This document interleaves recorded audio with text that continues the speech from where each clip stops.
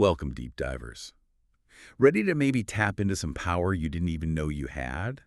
Because today, we're really digging into some fascinating ideas from Born Rich, unleashing innate potential. Mm. Now, this isn't just, a quick read. It's presented as a whole program, and it's designed to fundamentally shift how you see yourself and, I guess, what you think you're capable of achieving. Our goal today, Yeah. to kind of pull out the core essence of it. We want to get to the main ideas, figure out how they're supposed to work, and find those practical bits aimed at unlocking, well, your inherent abilities. And the big idea, the really central one, is this belief that every single one of us is, born rich. Rich in potential, apparently carrying these deep reservoirs of talent and ability just waiting to be tapped. Yeah. We're aiming to go beyond just knowing this to figure out what you can actually do with it, how you can bring it into your own life. So yeah, let's get into this exploration. Okay, so let's unpack that. The basic idea you mentioned, it sounds incredibly empowering, right? Suggesting this wealth of potential isn't something we have to go out and get. It's already part of us, like discovering this hidden treasure inside. So for Born Rich, where does it actually start? How does it define this innate potential? What does being born rich really mean in this context? Well, what's really key here is the program's starting point. And we all have these deep reservoirs of talent and ability. It fundamentally changes the game. Personal development isn't about fixing a lack. It's about uncovering and activating what's already there. So the starting point isn't really about, say, memorizing facts or learning new external stuff in the usual way. Right. Instead, Born Rich really focuses the journey on unlocking that potential. And how? By understanding it and then applying fundamental principles of your own mind. Okay, so it's an inside job. Totally. It's internal discovery, internal activation, moving from just listening or reading into actively, engaging with your own thought processes. And it suggests these capabilities aren't just the obvious things like, I don't know, being creative or driven. It also includes things like maybe an innate resilience you didn't realize you had, or a capacity for intuition, for recognizing patterns that maybe we usually just brush off. Okay, so it's broader than just talent in the traditional sense. Much broader. It's psychological strengths, intuitive abilities, that kind of thing, too. Yes, exactly. That really shifts the focus, doesn't it? From looking outside for answers to cultivating what's already inside. Yeah, it's almost like realizing you've got this supercomputer, your mind. Right. And maybe you've only been using it for email and basic stuff, but it can do so much more if you, learn the operating system. That's a great analogy. The program really challenges us to look past those standard definitions of talent, to see the incredible machinery you already possess, and then learn how to use it intentionally, not just letting it run on default settings. The source kind of frames it as moving from being passive, where life just happens to you, to becoming an active creator of your reality. And you do that by consciously, deliberately engaging with those principles of your own mind, moving from reaction to creation. Okay, this is where it gets really interesting for me. Because the program then talks about, actively using your mind to attract the things you want, desired outcomes. Now, this sounds like more than just positive thinking. It's positioned as a deliberate process, something you actively do. It is. How does that work, according to Born Rich? And what kind of outcomes are we actually talking about here? Because, lots of people think, I think about wanting things all the time, but they don't just show up. That's a really important question and a crucial distinction.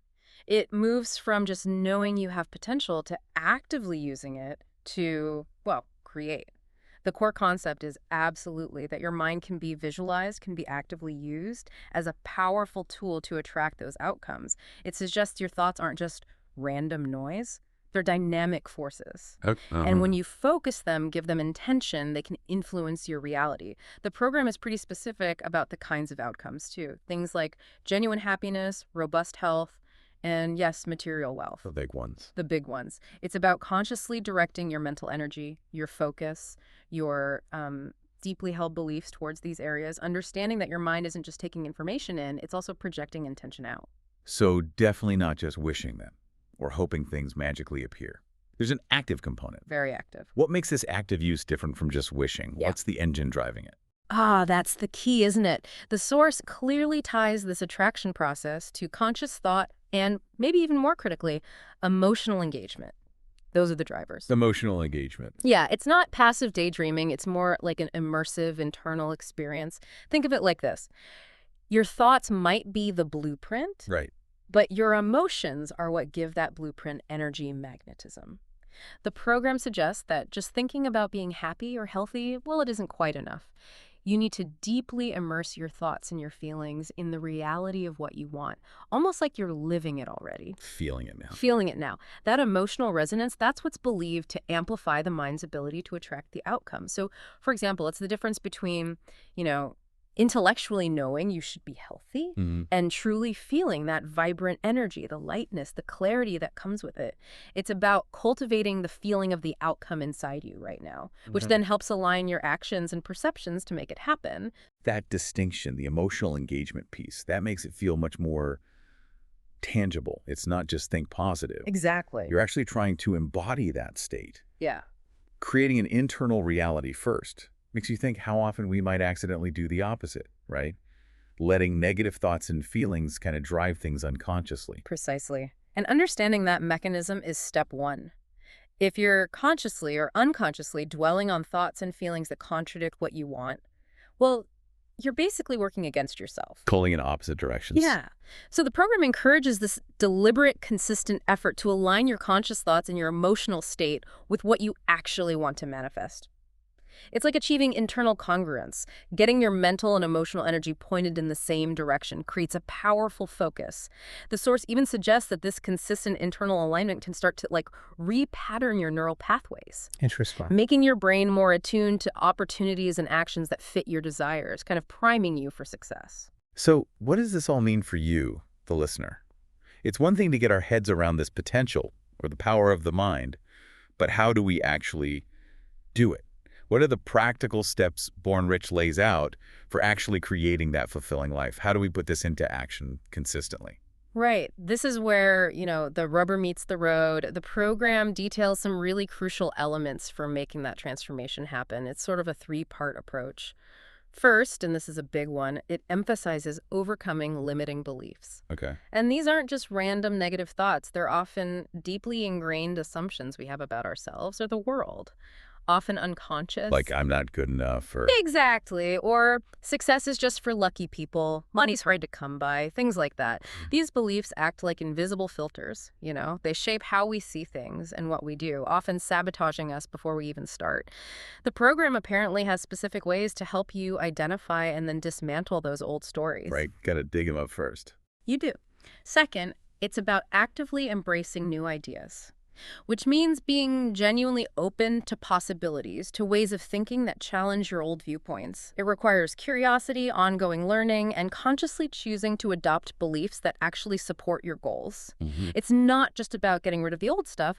You have to replace it with something more constructive. Makes sense. So that involves immersing yourself in new concepts, doing that visualization with the emotional engagement we talked about, actively seeking info that supports where you want to go. And finally, maybe the most critical piece, it stresses the absolute necessity of persistent action. Action. Persistent action, not just being busy, but taking consistent, inspired action that lines up with your conscious thoughts and your emotional focus. Inspired action. I like that. Yeah, because without action, even the best thoughts and feelings just stay as potential, right? Potential energy.